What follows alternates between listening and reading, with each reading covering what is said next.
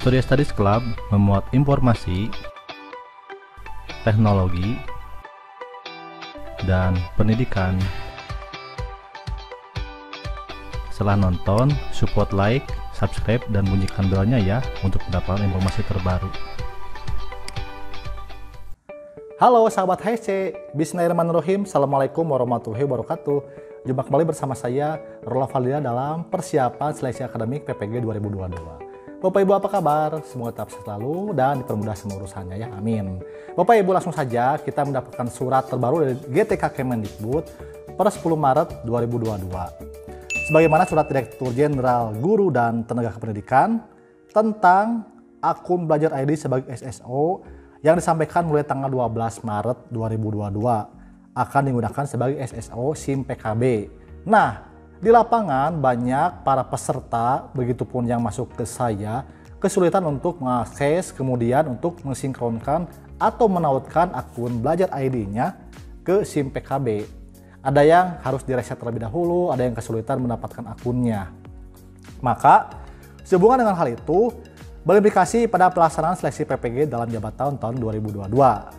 Sehingga perlu adanya penyesuaian jadwal persiapan dan pelaksanaan seleksi akademik PPG dalam jabatan tahun 2022. Berdasarkan poin 1 dan 2, maka kami sampaikan bahwa jadwal cetak kartu serta jadwal persiapan dan pelaksanaan seleksi akademik PPG dalam jabatan tahun 2022 ditunda sampai dengan waktu yang belum dapat ditentukan. Nah, Bapak Ibu, artinya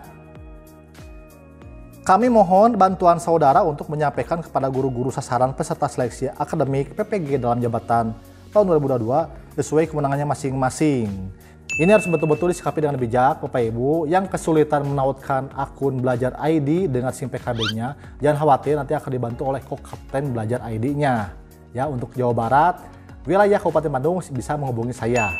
Nah, kemudian jika kesulitan juga untuk hal-hal yang berkaitan dengan akun Belajar ID, nanti bisa direset juga ya oleh pihak adminnya. Kemudian Bapak Ibu, yang paling penting adalah kita harus menyiapkan alat-alatnya, propertinya. Ada yang bertanya, Pak, ini bisa aplikasi sekarang nggak? Belum, kita belum bisa install aplikasinya ya. Yang paling penting yaitu kita persiapan dulu propertinya. Seperti video sebelumnya saya sudah bahas, laptopnya, kemudian tripodnya, dan area meja. Bapak Ibu, area meja itu sudah diatur. Tidak semua barang-barang bisa ada di meja. Yang pertama yaitu laptopnya, minimal 10 inch ya, yang biasanya sekarang sudah di 14 inch, menggunakan Windows 8 minimal. Sekarang sudah Windows 10 dan 11 ya. Kemudian gunakanlah alat audio headset dan persiapkan minum dan obat-obatan juga. Karena ketika ujian Bapak Ibu tidak bisa berangkat kemana-mana, harus standby sampai selesai. Dan yang banyak yang bertanya juga, apakah wajib menggunakan tripod? Bapak Ibu, ini adalah asumsinya bahwa kamera 2 HP-nya itu harus standby melihat kepada kita. Jika tidak menggunakan tripod, maka akan sulit. Apakah nanti kamera HP-nya mau disimpan di meja, atau di dus, atau aplikasi lain, itu akan sulit. Jadi dianjurkan Bapak Ibu, utamakanlah menggunakan tripod. Ya. Tripodnya ada yang bertanya, Pak, boleh 1 meter? Aman. Tripod 1 meter kalau kurang tinggi, bisa ditambah dengan meja atau bangku. Bagusnya tripod yang lebih panjang. Ya. Karena apa? Karena tujuan kamera 2 ini adalah ketika kita sedang ujian seperti ini, saya sedang melihat ke laptop ya, di kameranya 100% wajah kita. Kamera 2-nya di HP, boleh di kiri atau di kanan, menggunakan tripod jaraknya 2 meter untuk melihat posisi kita sedang duduk dan tidak ada siapapun di ruangannya. Seperti ini di lab. Yang bertanya juga, Pak, apakah bisa di lab bersama saya dan teman-teman? Mohon maaf Bapak Ibu, jika di lab bersama dengan teman-teman, nanti audionya akan bentrok ya. Seperti misalnya di sini ada 1, di sana 1, atau di sana 1. Misalnya nanti ada yang kelihatan atau terlihat hal yang tidak diinginkan, itu lebih baik jangan. Usahakan satu ruangan, 1 peserta ujian, seperti itu. Jadi bisa kita gunakan komputer-komputer ini, bawa ke ruang kelas, kemudian pasang akses internetnya. Itu tips untuk perangkat ujiannya Bapak Ibu ya. Kemudian tata tertib, hindari ini, hindari menggunakan pakaian kaos oblong, utamakan menggunakan batik atau menggunakan kemeja. Itu penting, karena ini masuk dalam pelanggaran ringan, nanti kita akan rinci ya, pelanggaran-pelanggarannya. Hindari menggunakan kaos oblong, kemudian peserta harus memasuki ruang Zoom 30 menit sebelum ujian. Jadi diusahakan jangan terlambat Bapak Ibu. Nah, selanjutnya jika ada kendala, jika ada aplikasi yang sulit, misalnya kendala di laptop atau kameranya tidak menyala, itu akan diberikan waktu 5 menit oleh panitia.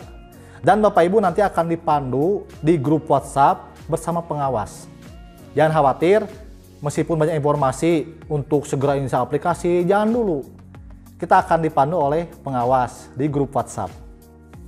Nah, selanjutnya nanti Bapak Ibu HP-nya jangan lupa ya modenya hening, jadi jangan ada audionya. Dimatikan audionya, di mute. Yang menyala itu adalah audio dari laptopnya, bukan dari HP. HP itu hanya untuk menampilkan kamera kita saja, gambar kita saja.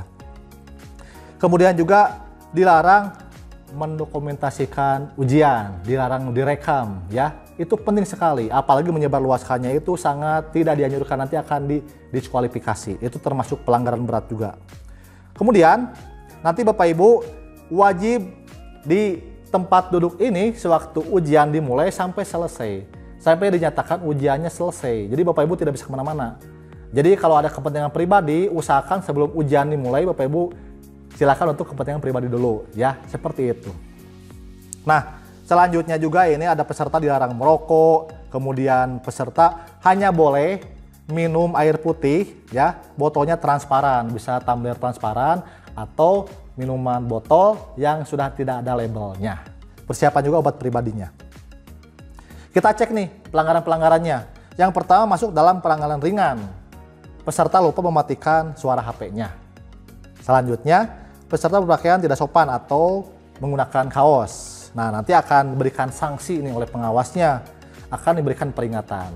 Masuk dalam pelanggaran sedang apabila peserta terlambat masuk Zoom. Selanjutnya peserta tidak menggunakan aplikasi. Jadi belum diinstal aplikasinya. Bapak Ibu wajib ini segera diinstal nanti setelah dianjurkan oleh pengawasnya.